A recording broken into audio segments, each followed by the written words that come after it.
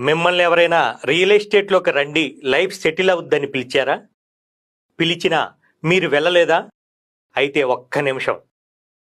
మామూలుగా ఎవరైనా గుడికి ఎందుకు వెళ్తుంటాం? మన కష్టాల్ని ఆ భగవంతుడికి చెప్పుకోవటానికి, వాటి నుంచి విముక్తి ప్రసాదించమని, బాగా డబ్బులు సంపాదించాలని, కుటుంబంతో సుఖ సంతోషాలతో ఆరోగ్యంగా ఉండాలనే కోరుకుంటాం. ఎవరైనా ఇంతకు మించి దాదాపుగా ఏమీ కోరుకోరు కదా. మరి ఆ భగవంతుడు డైరెక్ట్గా వచ్చి మనకేమైనా డబ్బులిస్తాడా? ఇవ్వడు కదా.